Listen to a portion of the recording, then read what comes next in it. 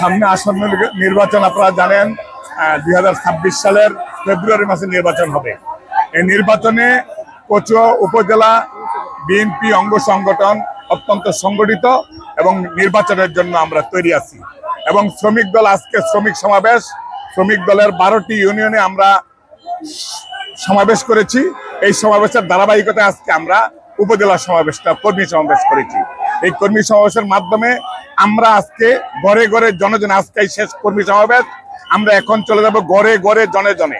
আমরা উঠান বৈঠকের মাধ্যমে 117টি ওয়ার্ডের মধ্যে আমরা সকল দল সম্মিলিতভাবে প্রত্যেকটি ঘরে প্রত্যেকটি ভোটারের কাছে 3,80,000 ভোটার আমাদের নিবন্ধিত ভোটার আছে, 3 লক্ষ থেকে 4 লক্ষ ভোটার আছে। এই ভোটারদের কাছে আমরা সকলে মিলে ঘরে ঘরে চলে যাব।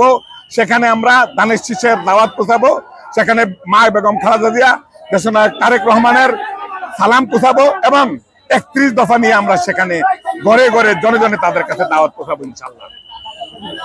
কচুয়ায় গত পতিত সরকারের পর গত 17 বছর এই দলটি তিলে তিলে আমরা সংগঠিত করে আসছি এবং কচুয়া আমাদের নেতৃত্বে কচুয়া উপজেলা বিএনপি অঙ্গ সহযোগী সংগঠন সংগঠিত এবং ঐক্যবদ্ধ।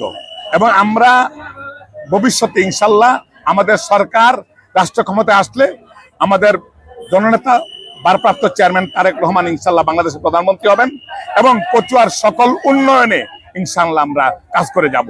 আমরা প্রথমত স্বাস্থ্য এবং শিক্ষার উপরে জোর দিব এবং যোগাযোগ উন্নয়ন করব এবং মানুষের ইনফ্রাস্ট্রাকচার স্বনির্ভরতার মাধ্যমে এই উপজেলাকে আমরা একটি উন্নয়ন উপজেলায় পরিণত করবো ইনশাআল্লাহ।